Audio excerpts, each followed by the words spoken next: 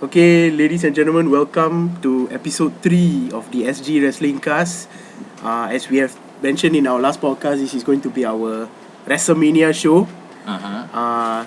So joining me today is Zaki, aka Akis. aka Akis there, and me, as you all know, is Special K, Katigesh. So the two of us are going to run through the match card in Wrestlemania, just going through each match one by one, talking about what we think is going to happen and things like that. And lastly, we will talk about our top 5 main events for WrestleMania. Both of us will be discussing what we think is some of the best 5 main events in WrestleMania history. And with that, we will call our WrestleMania podcast to a close. Okay. So before we actually go in depth into the WrestleMania event itself, we would like to appreciate those who are actually viewing us. Those 40, a big shout out. 40 or so of you all. But it'd be good if you can leave comments. Yeah, but please leave comments. Definitely no obligations to do that. But if you leave comments, we can answer any questions or what in the subsequent podcasts and things like that. So again, thanks to those guys who are watching our podcast. We appreciate it. We will keep making as much as we can. So just stay tuned. Okay, so we will move into the match card proper. Okay, so WrestleMania this year is the 30th WrestleMania, so-called the biggest WrestleMania ever, as WWE likes to put it. But it's yet to be seen. When you look at the match card, depending on who you ask. Okay, it's taking place in New Orleans, and just in less than 24 hours actually from the recording of this podcast. And so far, the Hall of Fame ceremony and fan access events have taken place. So it seems to be shaping up well, but how it turns out, it remains to be seen. So the first match, actually we'll be talking about the matches in order, like what we think is the match that no one wants to watch first, followed by the match that we think will be the most hype match. So saving the best for the last. Yeah, saving the best for the last. So of course, as with most wrestling fans, the Divas division is something that we don't really like. So we'll be starting with the 14 Diva Invitational match for the WWE Divas Championship. I'm not going to talk about who's inside because frankly I don't care. All that matters is to me, honestly, Paige is not inside the invitation for what reason. I have absolutely no clue. Emma is inside, so I don't know what she expects to do except dance her way around her opponents. So Zaki, what do you think? Who do you think will come out as a winner here? Or should AJ Lee retain? Like you put it, there's no genuine contender for the world title. For the women's title. Yeah. In the women's division, I mean. Yeah. So it'd be interesting whether we can see AJ Lee to actually retain, or is there any worthy winner or worthy contender for the Divas Championship? And you being what? A rampager. I'm a rampager. The Paige fans are called the rampagers. Okay. Yeah. So go are the days where Lita and Trish are the actual divas of the past decade, and congratulations to Lita for actually getting the HOF. Yeah, well deserved, definitely. Well deserved. So speaking of titles and tag teams and everything, what about the Fatal 4-Way that is being installed for the WrestleMania? What do you think of the teams that are going to compete? Okay, so the 4 teams in the Fatal 4-Way for the WWE Tag Team Championships are Ryback and Curtis Axel, Los Matadores, Diago and Franval, the Real Americans, Cesaro and Swagger, and of course the champions Usos. Okay, so the way I see this match going is basically, I will talk about what I read on the internet recently from Mick Foley's blog, where he was saying that this event, WrestleMania itself, will be a big event for Daniel Bryan, and we will talk about him later in his match with Triple H. But he emphasized one point in that the Raw immediately after WrestleMania is something that a lot of people anticipate just as much as WrestleMania.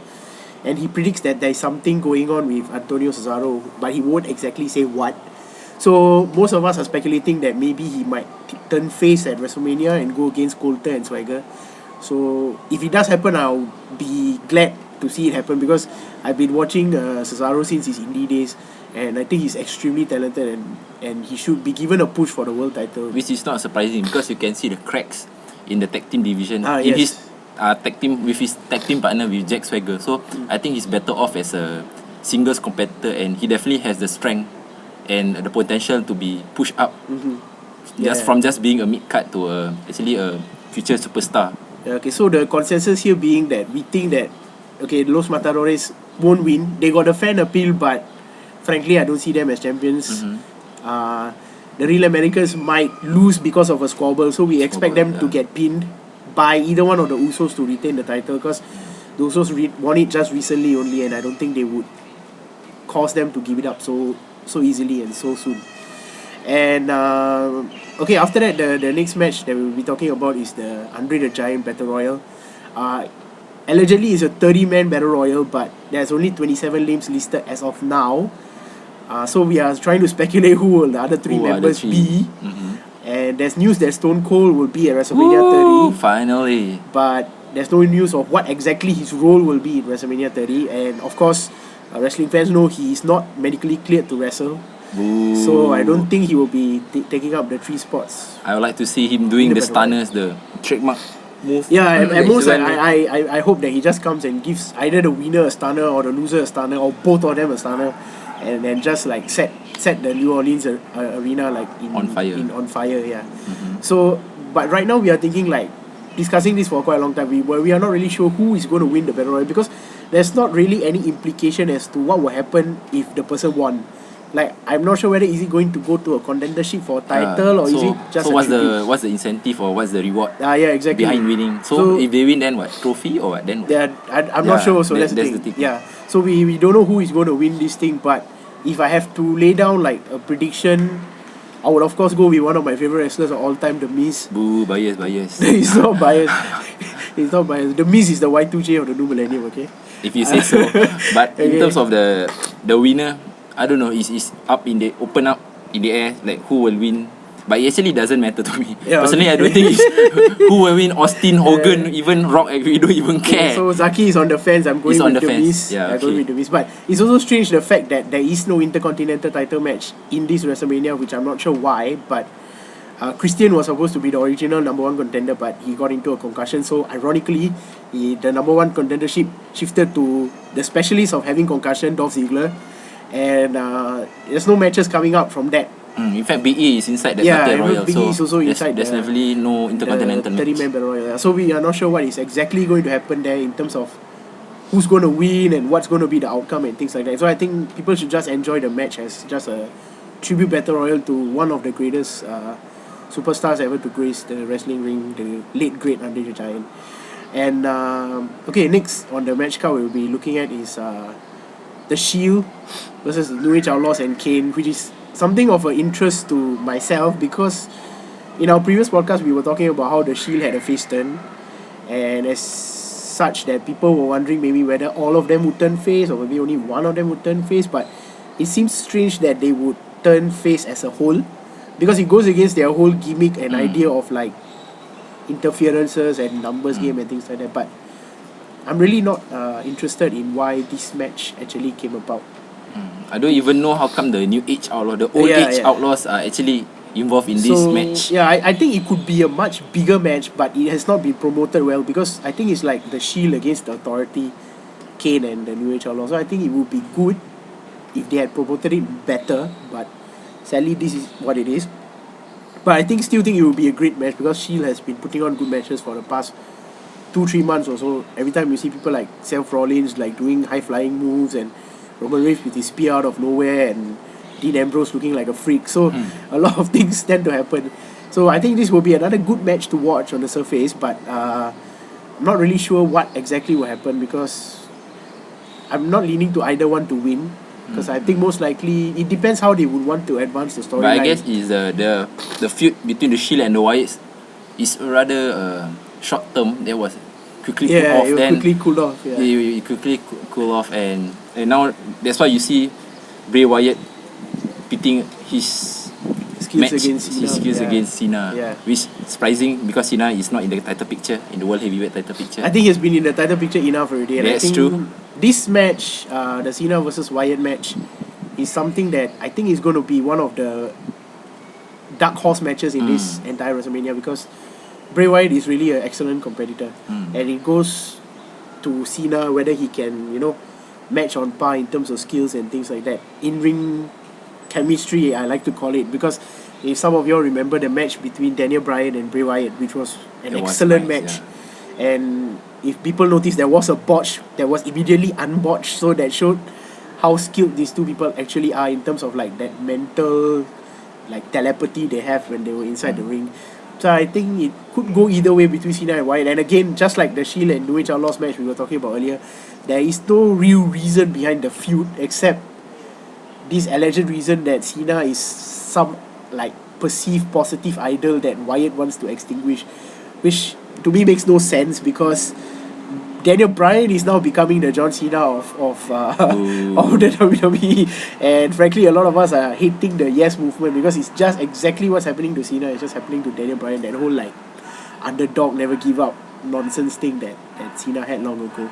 So watch out for the spider walk and watch out for the spider walk. attitude adjustment, which is one of the most overrated move of all time, I must say. And I think I'm going to go with the surprise winner for this one. I think Bray Wyatt will win this match because I'm rooting for Wyatt. Yeah, I think Zaki's also in agreement with me that I think Bray Wyatt will win this match because if he wins this match, I think it will set up the Cena Wyatt feud like in a broader sense so that it can carry on. Because now it has been like too short and immediately the match is in WrestleMania. And I think it was quite interesting whereby like recently in Raw, like Cena came in a mask pretending to be one of the Wyatt family members and he unmasked, he was transferred. It's actually quite cool what they are doing with this feud. We are not sure where is it going, but what they are doing with it is quite interesting. So if Bray Wyatt wins this match, I think it will expand much further and we can see like more action from these two. And touching on the Yes movement, we have the leader itself, the goat face idiot. The goat face, Daniel Bryan. Daniel Bryan or Bryan Danielson, as his real name suggests. So he'll be pitting himself against the alleged COO of. So this is actually the 6th match in the WrestleMania match card, and I know we seem to be going fast, but we're actually focusing on the last 2 matches itself, and we will talk more about honestly, those. there's nothing much to cover right. Because this Bryan Triple H match is a filler match because a setup match that's going into the main event, and personally I feel that they should not do setup matches in an event like WrestleMania because if they were to do this setup match much earlier and straight away insert the winner, be it Triple H or Daniel Bryan, into the Triple Threat main event, I think it would be marketed much better, much more interesting. Instead, they were to waste one match in WrestleMania to do that setup and put the person into the main event, which can be substituted, like as we mentioned earlier, the Intercontinental title match, which could have been put there instead of this setup match. But I think the fans just want to see Daniel Bryan beat up Triple H or Triple H beat up Daniel Bryan or vice versa. But word is there might be a surprise stipulation added to the match. So it could be either a submission match or no DQ match. So Zaki, what do you think? Will it be a submission match or no DQ? Which one would you like to see? I would like to see probably a TLC or no DQ, which makes it interesting. And there's always the a possibility of people interfering. But judging on that, I don't think Triple H need any interference to help settle to settle Bryan. And definitely being maybe second or third in line to take over Vince once he has passed down the torch. Definitely he wants. I think he's next in line already because Shane is. I think Stephanie should be the next in line because it's the family business. They will be doing it together lah. Probably, but my guess is Stephanie will still be wearing the pants as they suggest. I don't think so. I think Stephanie will be doing. She will be the owner of the company in name, but I think Triple H will do most of the work because it will be a shared thing. But okay, that's beside the point. All the back scenes, all the back scenes, all you don't care. Yeah. But Triple H is. I still remember when he actually had quite a unforgettable appearance down the ring when he actually wore the cloak in his King of Kings, that kind of theme. Like the Viking. Yeah, Viking. That was actually something still that I still remember. Yeah, he also had like one of the greatest WrestleMania. Was it WrestleMania? I'm not sure. One of the pay-per-views, he had a very good entrance whereby it was the mirror and then he smashed the mirror with the. I think that was WrestleMania. I think it was a WrestleMania. He is well known for his appearance, for his entrance. Yeah, so let's see whether he will do anything special. Let's see what else he has in store for us. I don't aim to see Daniel Bryan's special entrance, so I hope he comes out with a goat or something. So I don't know. I'm not very sure about that. We may seem very against Daniel Bryan, but truth be told, we both respect the fact that he's extremely talented as a wrestler. But I don't like where this Yes movement thing is going because it's just a recycling of what Cena and the Chain Gang had like many years ago. So that was when actually Cena was well liked by most of us, I guess. Yeah, most of us. Where he was the doctor of Thugonomics and stuff, but now he's like I don't know. He's going down the mire. No discounting the fact Yeah. that he's been a very nice person off the wrestling Yeah, ring, off the ring. in He's- terms of charitable causes and Correct. things like that. So we have no qualms against who he is as a person. It's just that the idea of John Cena now the is not perceived idea of him as the wrestler, like so-called like the godlike and everything. yeah, else. because he was the poster boy of the ruthless aggression era. The very end of the attitude era, at the beginning, like around 04, 05, he was that poster child. So he has changed a lot. So I mean, who knows what's going to happen from there. Anyway, the winner, Brian and Triple H, the setup match. What do you think? Brian Triple H. I would guess Brian would Okay. go on to versus He's to going for the logical answer. with Daniel yeah, Bryan. definitely. The most logical answer. the most logical Yeah, answer. I'm also going for Daniel Bryan because I mean I don't want it to happen, but knowing WWE, this is what exactly will happen. Because I guess they are trying to make it up to the fans for the fact that Daniel Bryan wasn't in the 30-man Royal Rumble in January, and they got quite a bit of flack for that. So maybe they are trying to make it up to the fans. So True. And yeah, Triple H won't be. I don't think he will be in the title picture. I want Triple H to be in the title picture because it would be nice to see Triple H, Randy Orton, and Batista fighting in a triple threat match. It'd be nice, but Yeah. I don't think. The original 3 members of Evolution, what you're missing Yeah. is the man in the sarcophagus, the Pharaoh himself, Ric Flair. Woo, yeah. Okay, so yeah, it will be interesting to doubt- see. yeah, It could because be a big fuck you to all the wrestling fans who have been rooting for Bryan, and I think that should be the way to go because it was exactly like what they did the Raw immediately after CM Punk left, whereby at the very start in his own hometown they played his music, everybody went insane, and Paul Heyman came out, which I think is an excellent move they did against the fans. And I think they could do that in WrestleMania again and make it like, you know, a memorable thing, but I don't Maybe. think it will go that way because Yeah. a lot of insider information is saying that Daniel And Bryan probably Triple H will actually swap his wrestling attire to go to the corporate world. yeah, I think this Swap for match his might blazer, be most probably his last WrestleMania, and I actually won't forget one of the matches he had with Undertaker just a few years back in the Hell in a Cell. That was one of the best. The one with Shawn Michaels as the special ref. Is it I one? think so. I don't know. Which I is think- quite recent, I think in few- 2012. Few 2 years back. ago. Yeah, few years I back. think he has a lot of good WrestleMania matches. He had his time, yeah. Yeah. He definitely has his good But moments. this will be interesting to watch, and I'm not sure how big of an interference Stephanie McMahon will play and things like that. So it'll be an interesting match to watch. But again, I'm not sold on the idea that this is a setup match, and it's happening at the event itself. And I think this should be done earlier, and this match should be replaced with something else. But our consensus is Daniel Bryan is going to win it, So what do you think? and he's going to go match- to the triple threat. Yes, Triple threat the for triple threat Orton, for the Batista WWE and World Heavyweight most likely Brian. So Gash, what do you think yes. of the match Okay, itself? this match, I'm not looking forward to it. By far one of the worst WrestleMania main events in recent memory in terms of the participants inside, what the match stood for, the hype, the feuds. It was all over the place. At first, Batista came back thinking he was going to be a face, going to challenge the authority. Nobody liked it.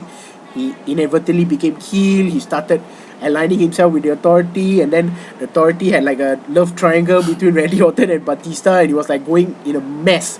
And I dislike how a feud has been carried on, because most of the time when people look at great WrestleMania matches, it's not just about the match itself, but the lead up in terms of the feud, the build up, and everything like that. And this one has absolutely zero excitement in terms of development and To be honest, the feud. you're not even sure why Batista came back. Yeah, we are not even sure Batista. Batista came back, because I think he came back because thinking he would receive like a very warm welcome, but he fucked it up, and WWE fucked it up. So I mean, the storyline department fucked it up. So I mean, not sure where is he going to go. What I is he think going to go? his Yeah. so-called his glory days are actually far and over. Yeah, He's but- done. Yeah. I think both of us here, we tend to agree that Daniel Bryan is going to walk out of WrestleMania with the title in hand, because Yeah. of the fact, That I don't know. you're not sure. I'm not sure, but You're not I'm sure, being okay. an Orton fan, Okay, although I'm not he's being still rooting for Orton to win. although, No, I although mean, I I'm fine. I would. I'm not going to be biased or anything to do any favors, but I guess Orton. My feeling is, my gut feeling is Orton is still going to retain the title, but for how long, that remains to be seen. Yeah, okay, his idea is Orton retain. I mean, I'm also happy if Randy Orton retains the title, but like we said before, I think the fans are getting too vocal, and WWE wants to, like, throw them a little bone, keep them occupied for a while. Come so maybe on, you can't actually appease everyone. You can't actually. yeah, exactly. You can't go by because during the Attitude Era, no one cared about anything. They just did what they did, and the fans liked it. So it's not about doing things that you think the fans will like, but just doing things in your own way and not caring, and then the fans will become more and more responsive to it. You can actually listen, but at the end of the day, you make your own decisions. You And can also, actually listen. it's a generic triple threat match, so I don't understand why is it a generic triple threat match. It could be so much more. Okay, so I mean, I think Daniel Bryan will walk out as the WWE World Heavyweight Champion just to appease the fans for a little bit and see where it goes from there. But what I want to talk about is not just this match alone, but actually what would come after this match in terms of what will happen in Raw. So I mean, if let's say Daniel Bryan wins, will the Authority feud continue? Ever since he defeated Triple H to go on, things like that. So it's like where the feud will go, who the contender will be, and how it will go. That's the thing we are wondering about. So if let's say Daniel Bryan wins, who's going to challenge him? Who's going to be the next contender? Would the Authority feud continue? Would Batista and Daniel Bryan have a feud? Would Orton and Batista have feuds? We don't know. We shall see. Yeah, What's we the shall see follow what will up after happen. the Because WrestleMania? it's more interesting to see what will happen after this match than this match itself. So Definitely it's like, agree yeah, upon. where would the title go? Where would the storyline go? Where would everything go and things like that? And Okay, World Heavyweight picture aside, World Heavyweight picture aside. now we are looking at the streak. Yeah, we were looking at this match. We were talking about all the events in ascending order and things. We were thinking about how hyped it will be. And this match is, on the surface, it might not seem as exciting, but truth be told, this is actually going to us be the actual main event in terms of excitement and hype and things like that. Because hatred for Lesnar aside, by different people, he's actually an extremely good wrestler and he can put on a good show, especially in WrestleMania events. Like recently we have seen like when he matches up against like CM Punk in other pay-per-view, even Triple H also and things like that. So he can bring on and put on a good show despite being like an uncontrolled animal as they would like him to be. He is trained, but Yeah, he's trained. He's a trained animal. He's a trained. Yeah, animal. He's a mad wrestler. So Yeah. you can't take away that way from him. So Oh, trained wrestler. Okay, I thought you were saying he was trained like a dog. Okay, no, never mind. that's beside the point. He was But trained like a dog. although we can see Lesnar having the brute force, the strength, but the aura of the Undertaker, and definitely he doesn't want to let go of the streak itself. No, but do you see like Raw when Taker came out with this like full World of Warcraft body armor and talking about the thing to hype up the match? He looked like extremely old, extremely Definitely, tired, extremely haggard. So I think maybe it's because we haven't seen him for a long time, and suddenly when he appeared, he looked like suddenly like he aged, like exponentially. So I mean, he looks out of shape, old, but I don't know. I mean, this could go either way.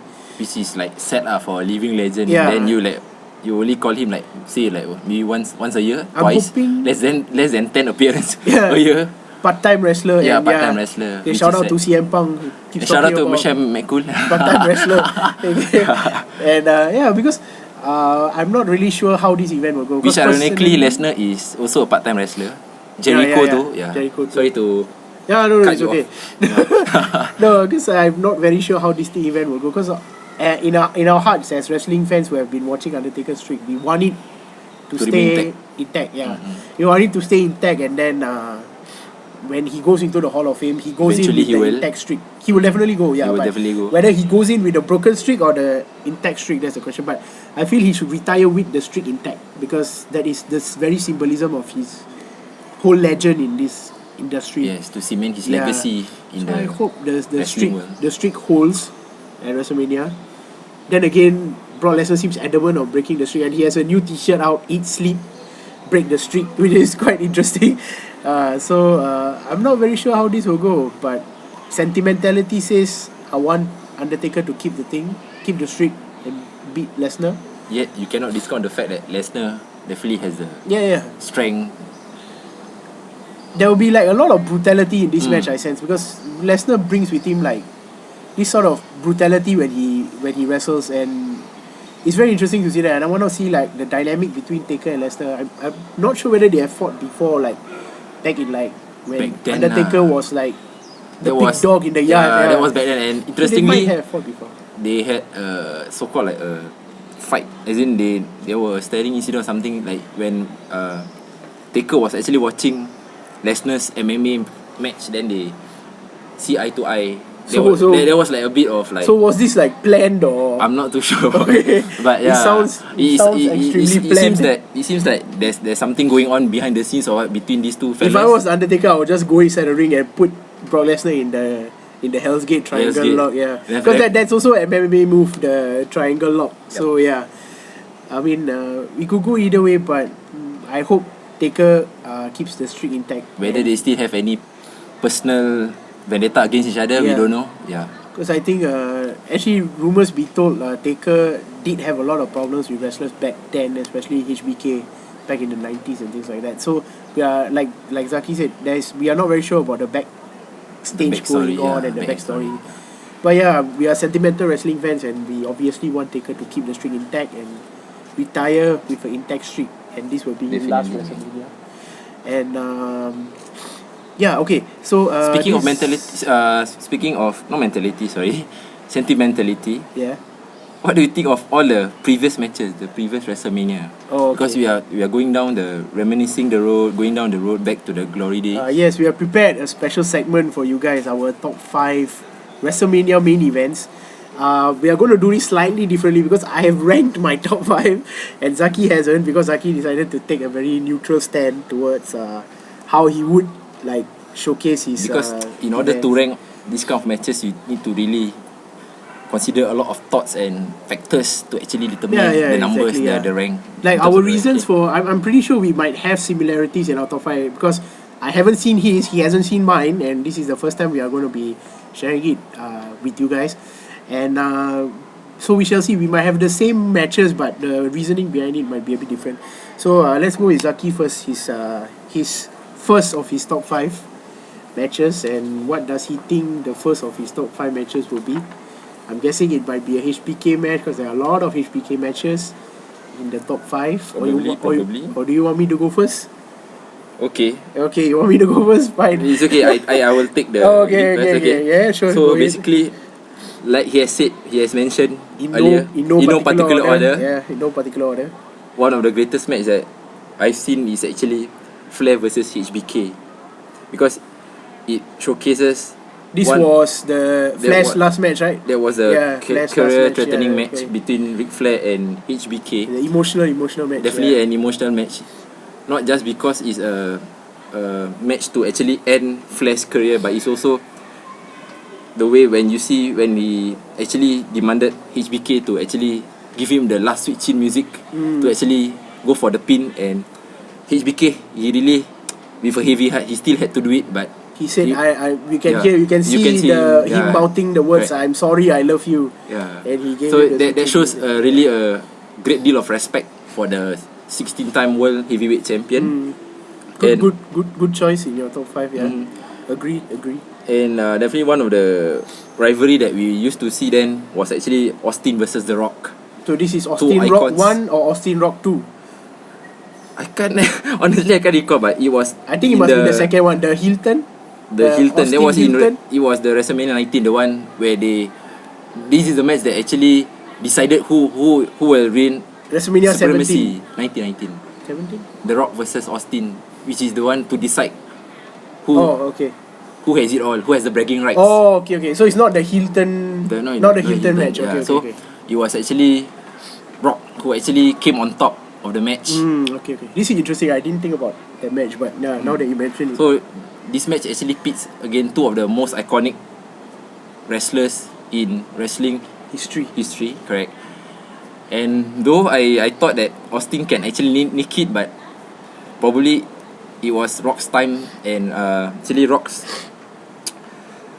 legacy which actually supreme over Austin. But definitely my hats off to both of these wrestlers. And moving on, we talked about Taker's streak and everything earlier. So, which actually, I think Gash actually touched a bit.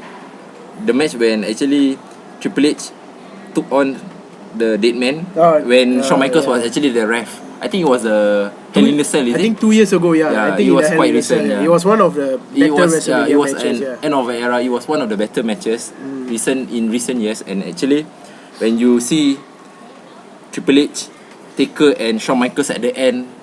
It was actually one of the most iconic moments where you see 3 living legends after the match leaving, and in unison, and they were actually hugging each other, and that was actually one of the nicest things that you see in wrestling itself. This I agree, because it's like what we always wanted from such an event like that, which is a match for the fans, not for anything else, but for the fans. So this was one of the matches that was like that. And as you know, Hogan is the host of this year's. I don't know why is he the host? Why? That hanging. Couldn't you guys find somebody else except Hulk Hogan? Because I had enough of watching him in TNA and being the general manager in TNA and pampering his daughter, and also I'm sick of it. I don't know why he's here, but I respect the fact that he is a WrestleMania icon, Definitely. especially in the Andre and which Hogan brings match. definitely, which brings us to this point that the one that he versus Andre the Hogan, Giant, and he actually body slam match. body slam Body slam match. That was one of the most iconic Yeah. moments that you can see, and that's why he wants to have this Battle Royal in honor to pay homage for the deceased Andre the Giant. Also, if people didn't know, the reason behind the Hall of Fame and after his passing was the establishing of the very first Hall of Fame. So there's a lot of history with Andre and WrestleMania. Yeah, but whenever you talk about like body slam matches, I actually tend to ignore this one, and I will think about the one between Andre and Big John Studd. I don't know why, I always think about Andre and Big John Studd. This one is in my mind, but whenever people say body slam match, I always focus on the first one. But yeah, I understand where you're coming from. This is like at a time when wrestling was like steeped in a lot of like lore and mysticism, in the sense that they were almost not like characters but like heroes to us. So when we were young and we were seeing like Hogan like lifting up this giant and slamming him, this was like our birthday and New Year's and everything.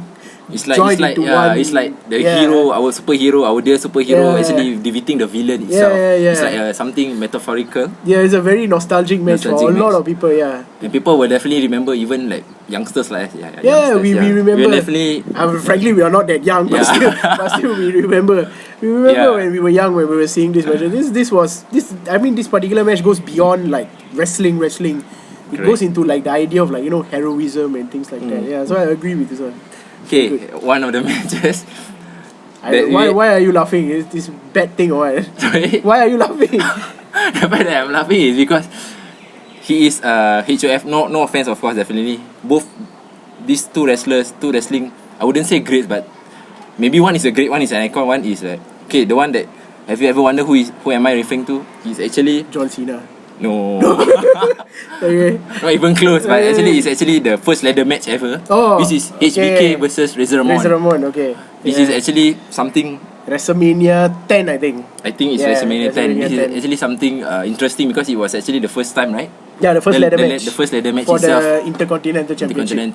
Championship, and this is actually where you see the persona, the bad guy from the Razor Ramon. Hey yo, and actually, I'd like to congratulate Razor Ramon. He's actually inducted as Razor Ramon as Razor Ramon. As Razor Ramon itself. Yeah, but interesting fact, when they were giving out the Hall of Fame rings, in terms of the engraving within the ring itself, everybody chose to have their kayfabe names, their wrestling names on it, except for Razor Ramon. He chose to have Scott Hall inside his ring instead of Razor Ramon, and I feel they should have inducted Scott Hall as the man and not Razor Ramon as the gimmick. But I can understand where WWE is coming from in that sense. So the Hall of Fame is, I think, taking place right now, at this time of the recording. So there are a lot of well-deserving candidates going inside: Lita, Razor, Ultimate Warrior, and things like that. Interestingly, Ultimate Warrior is the only person who did not have his name inside the ring, engraved inside the ring. He just had like his mask, a drawing of his mask, and the phrase "always believe." So is he a Justin Bieber fan? I don't know. But, I don't know. That remains to be seen. But an interesting. Yeah, but I mean, much respect to all the people going into the Hall of Fame. They all deserved it. All contributed to wrestling in some form or another. Even though I give a lot of hate to Jake the Snake Roberts and things like that, but I mean, they have done their part. Most of them were actually warriors, real warriors who like wrestled day in, day out. They lived and breathed wrestling when it was not like a glamour sport that it is now, but more of like, a grind kind of grimy, like difficult existence, but they did it for the love of Once wrestling. it's done and over with, we Yeah. will definitely like to see the ceremony itself. It definitely can bring some memories, Yeah, some yeah. tearjerkers. Some tearjerking, because tearjerking moments. it's a moment of like, redemption and like Redemption. telling people how you feel and acknowledging all those Because- that brought you here. Because this kind of ceremonies is very real life and very close to your heart. It goes beyond the mat. It goes beyond wrestling. It delves much into your personal life and how they actually start out. And some of the previous Hall of Famers, Hall of Fame ceremony, when they actually shared about how they started out, is quite sad. And it's they started out from nothing. Nothing, yeah. Then they become icons. They become wrestling gods, so as to speak. Yeah. So it's like from rags to riches, that kind of story. Yeah. So I'm definitely looking forward to this Hall of Fame induction ceremony. Yeah, we will watch it later, or most probably when it airs on TV. Yeah. Okay, so now it's my turn. Okay, unlike Zaki, I did it a bit differently. I actually ranked my top 5. Most people will say, why are you ranking? Why you put this here? Why you put this over what there? are the factors behind Okay, it? what are the factors behind my ranking? It's just my ranking, my personal ranking. You don't like it, that's up to you.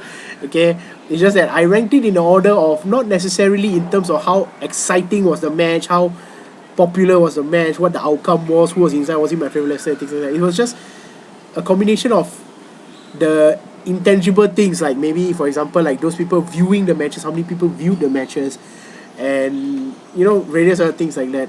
So to start off my top 5, is one of the matches that I consider one of the greatest wrestling matches of all time, which was at WrestleMania 14, the match between HBK and Austin. Like I was saying before about Taker and HBK not having like good relations back then, this was one of the matches that had some backstage story, and if you want to know about it, you guys can read it up. It's actually quite interesting. And this match was basically the ushering the end of HBK's showstopper era and welcoming in Austin's era. And this pivotal shift in the WWE was actually a very iconic period in WWE history. And this was the match that cemented that fact.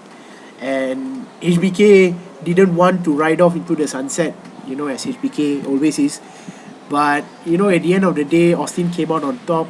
He set the very foundations of the Attitude Era, and he carried WWE past the Monday Night Wars and into the new millennium. So in terms of what the consequences were from this match, that's the reason why I put this match at number 5. Passing of the torch it's the from passing of the HBK torch to Austin. from HBK, like one great icon to another future great icon.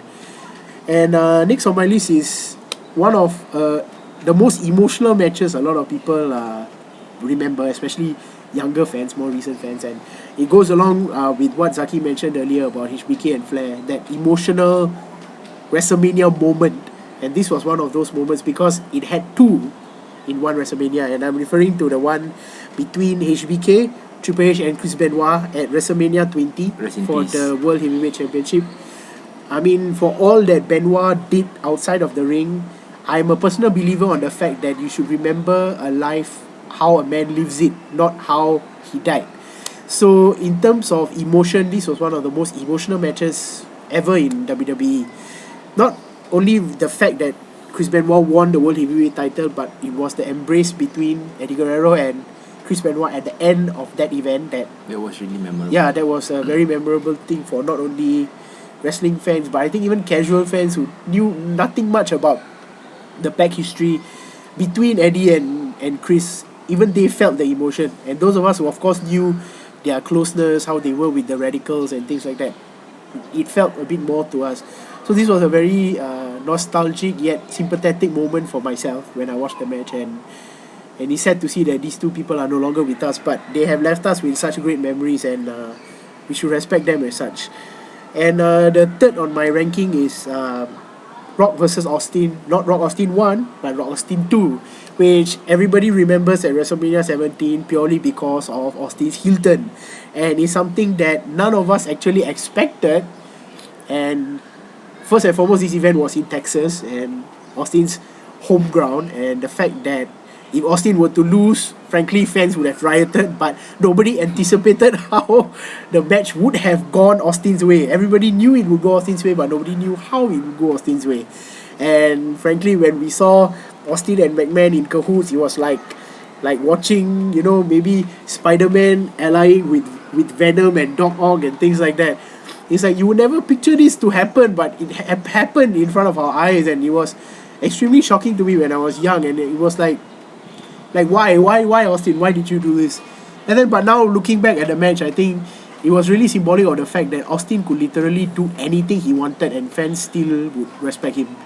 He could be a face wrestler, he could be a heel wrestler. He could do both, in fact. Yeah, he could do both. And he carried on being a heel when most people thought that he wouldn't be able to sustain that heel personality. He did it when he was part of the Invasion storyline and things like that. He carried the heel persona very, very well.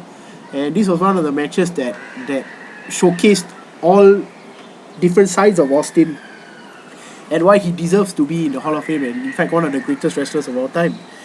And second on my list is a match that most people tend to ignore or overlook, but I chose to put it here because of the fact that it happened at a time where not many people had a chance to, you know, go onto the internet and then watch events and gain hype and give the match the attention that it deserved. But this was in WrestleMania 5, a match between the Mega Powers themselves, Macho Man and Hulk Hogan. And this was a time when Randy Savage was a heel wrestler, and this match was unremarkable in a sense, but it was because of the fact that it had so many people tuning into the match. And I think, according to research, it was one of the highest in terms of pay-per-view views and garnering that WWE had at that time, which was like in the 80s. And it's quite shocking to see that so many people tuned in and bought that specific WrestleMania in order to watch that specific match. And I think it set up a very good rivalry in terms of Macho Man and Randy Savage, which I think Zaki will agree also. Macho Man and Randy, they have been friends, they have been enemies, and watching their dynamic is actually quite interesting. And I hope one day Randy takes his place in the Hall of Fame. And I would imagine Hogan actually inducting him. Yeah, I mean, sadly Randy is no longer with us, but I think he has gave us a lot of emotional moments, especially when he was lifted with Miss Elizabeth. Yeah, that was one of the. So yeah, I put this at level. I put this as my number 2 match because of the nostalgia it brought with it, and the fact also that, you know, so many people tuned into the match, even though that there was not much ways to access it. Shows that WWE was at a time whereby they could put out a good match, and that match alone was enough to gain attention from the fans, and not now where it's like built on so much of, like, you know, extra intangible elements. More of melodrama. Yeah, there's a lot of melodramatic things. Yeah. And okay, the first on my list, many people will question why I put this at number 1, but I put this at number 1 because of what I said before. It had like a lot of backstage drama, it had a lot of rivalry, and it all culminated into one event, which was between HBK and Undertaker at WrestleMania 24, which I believe was HBK's last WrestleMania. The one that he came as an angel. Match. Yeah, I think so. It was his last WrestleMania match. The career match. Versus the streak. Yeah, okay. And I put this because, at number 1, because it had everything. The end of an era, the continuation of the Undertaker streak, the culmination of somewhat bad blood they had in the 90s, carried all the way forward into this one emotional moment. And HBK calling it a day at an event that made him great, and the event that he made great, which was WrestleMania itself, and he will always be known as Mr. WrestleMania because of this. And I like this match for a lot of reasons. The way, especially at the end, when HBK literally taunted, just like Ric Flair and HBK, where Flair wanted HBK to give him the switching music. HBK did the same thing to Taker, and he demanded that, you know, Taker give him the tombstone and put him away for good. Agony. And put him away. And he even mocked the dead man by doing, you know, the slice at the neck, which, you know, Taker always does. And you can see, like, there's a lot of emotions in these matches, and I think this is something that is missing in this year's WrestleMania. No, it has had a lot of it had a lot of like emotional moments before, but something that's missing in this year is that. And I think that is the reason why this WrestleMania will not be as good as the previous WrestleManias, because it did not have that one moment whereby you can connect with the fans and then, you know, find out what is it that made wrestling great in the first place, what is it that made WrestleMania great in the first place. And I think that's sorely missing, and I hope it comes back maybe next year or eventually down the road, because there are a lot of aging superstars that might retire or soon going to retire. In fact, there's not a lot of good WrestleManias, as you can see. in the previous years. Yeah, there has been good matches. Good matches, yeah, but not good WrestleMania as a whole. Good WrestleManias as a whole. Yep. To think about it, one of the worst WrestleMania main events was the one where Sheamus just flattened Daniel Bryan in like 15 seconds. Like, what is the point of winning the Royal Rumble and fans buying tickets and going to watch a main event that lasts for 15 seconds? There was even for the world title. Yeah, and it was a title match. So what is the match. point? That's exactly what is the point. So I think that's the only thing that's missing from WrestleMania these days, that one nostalgic match, that emotional moment which is sort of lost in the crowd, so-called. I do like one WrestleMania. I think it's Share with 21, us. 21 the Yes, Hollywood we team, when they okay. actually parody all these Hollywood scenes, like you see Triple H doing the okay. the I Braveheart, remember that, this. that kind of those yeah. were the glory days. Yeah.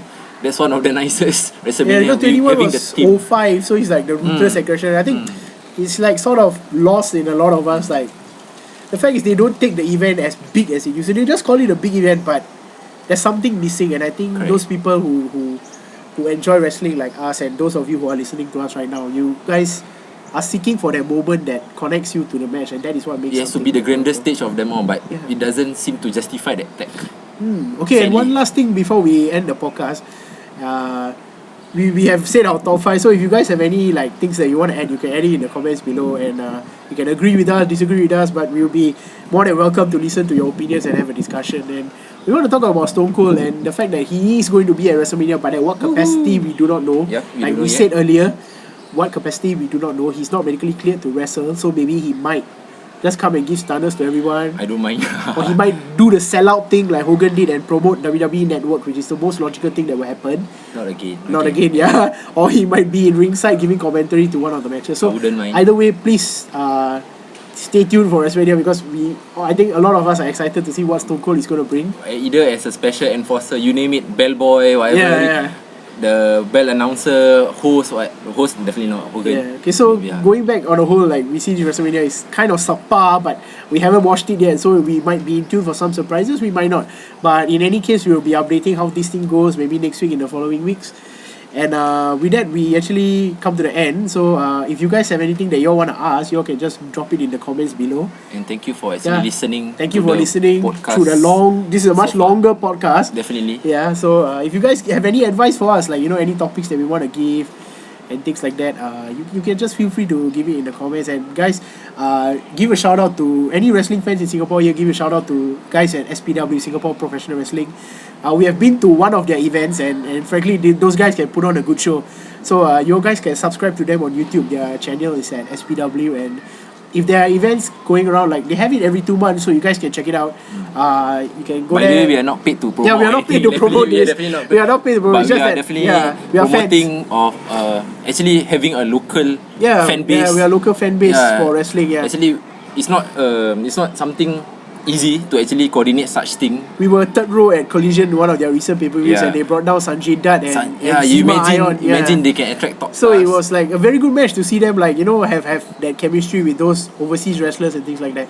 And those guys are extremely talented and doing something that they love. So heck, I even shake somebody's hand. this guy here, he had a handshake with Sanjay Dutt. I didn't, because I didn't want to, like, sort of ruin the mystique of it. Yeah, so you guys can check it out at SPW on YouTube and things like that. They also run a wrestling school where you can go and have your training there and things like that. So with that, we will come to the end of the podcast. And we're looking thank you forward so much. to the For Hall of wrestling. Famer, Hall of Fame, WrestleMania. and even the Raw or SmackDown after that. Yeah, stay tuned, because Raw and SmackDown, which we will be updating next week. Definitely. It will have a lot of interesting moments and things like that. Okay, so guys, thank you so much. Have a wonderful WrestleMania weekend and enjoy yourselves. Signing out. Signing out. Bye.